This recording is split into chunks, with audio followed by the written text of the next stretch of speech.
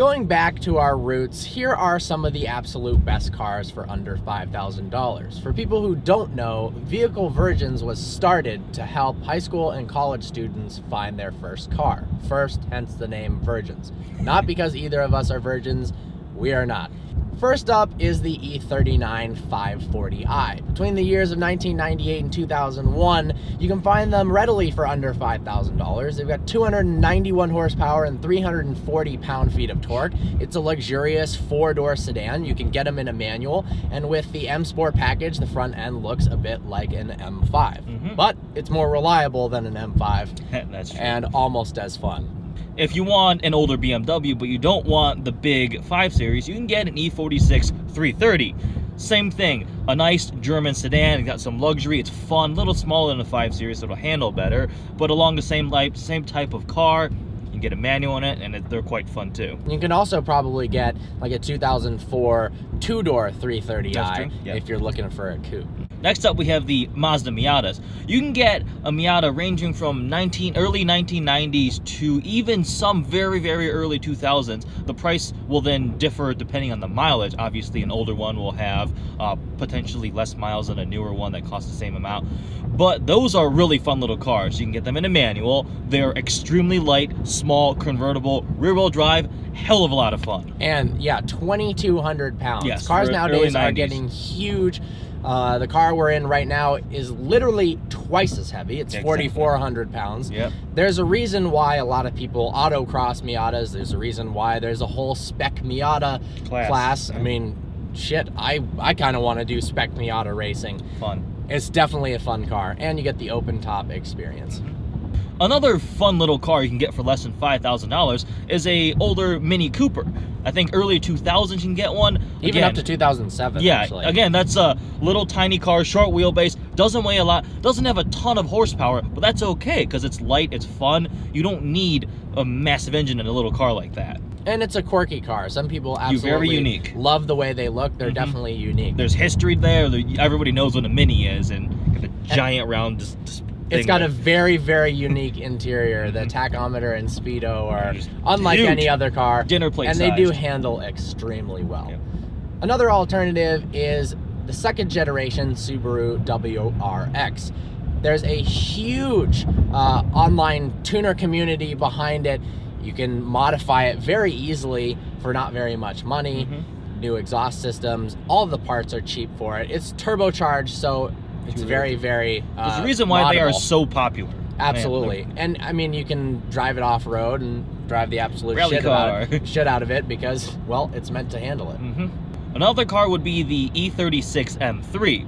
Now, these are older, they'll have a lot of miles on them, but those would be a lot of fun. I've never driven one. You have. I have. I like them a lot. I don't personally like the way they look, but that's completely subjective. So if you do like the way they look, then it is an awesome car for under $5,000. Handles extremely well, sounds great. It's a BMW M car.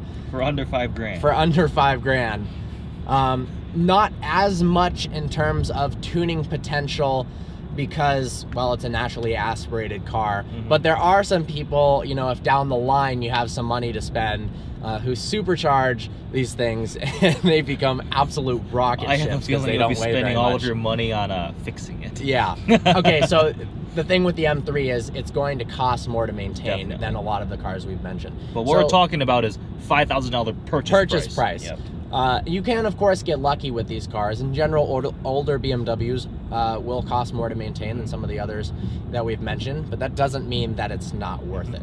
Another one is the Honda Civic. 1990s, late 1990s to early 2000s, a little Civic Si. Again, you're kind of sensing a trend here. Little, small, fun, fast cars without a bunch of horsepower, but they're pretty popular. Again, reliable. They're pretty efficient. Especially if you get a non-Si. If you're looking for something, we mentioned the Civic because it is a reliable car. You can get to and from work every day without worrying that it's going to break. It's going to be a lot less costly to maintain, and it's going to get good gas mileage. Yes. There's a reason why it sells so well. Yeah, exactly. Lastly, an early 2000 Volkswagen Golf. you got a few options here. If you want a fuel-efficient, more reliable car, you can go for the diesel TDI. In a manual, these things get absolutely phenomenal gas mileage, over 40 on the highway. And if you want the more fun car, Volkswagen GTI could be your ticket. If I had to buy only one car for under $5,000, I would get a Mazda Miata. After driving a few of them, they are a lot of fun with a manual transmission, convertible top, rear-wheel drive. They feel like a little go-kart, and I think that would be absolutely the most fun for the money and likely one of the more reliable vehicles. Originally, they weren't that expensive in the first place, as opposed to something German, which may run you a lot in maintenance costs. And I would argue that, yeah, it's a small two-seater, but if you are buying it in high school or college, do you really need a big four-seater car? Chances are you might not have a family. As in like children, not as if you don't have parents. Yeah. Orphan car. But no, but you might not need the extra seats. Whereas so later no in life, you might maybe look at a 5 Series. having only one car as a two-seater might not be very practical. Now, I would choose the E36 M3 because it is an absolute steal for under $5,000, and I think eventually they might start going back up in value. It's a manual. It has a screaming inline six that's naturally aspirated. Sounds awesome. Handles like it's on rails. It's lightweight. It's a BMW M car, so it is cool, and especially if you do like the way it looks, all around it's a pretty awesome car. Now, you either spend $5,000 on it and then you pray nothing breaks while you save up more money, or I would suggest if you're going to buy one of those cars, wait till you have a little more money to spend than that, and then spend the $5,000 and keep a couple grand left over just in case stuff breaks. Because it is German, they are German parts, and you know, the BMW M department likes to pretty much screw you in aftermarket part costs and never take it to a dealership for any of the maintenance. But even after independent mechanics, they are going to charge more to work on a car like that. Yep. So there you have it. There's obviously a ton of awesome options for under $5,000. This was more just kind of sports cars. We didn't mention any enthusiast cars. We didn't mention any SUVs or cars like that Jeep Wrangler or stuff like that. Yeah. We mentioned a few alternatives for the more reliable and good gas mileage, the Golf TDI, the Honda Civic. Yep.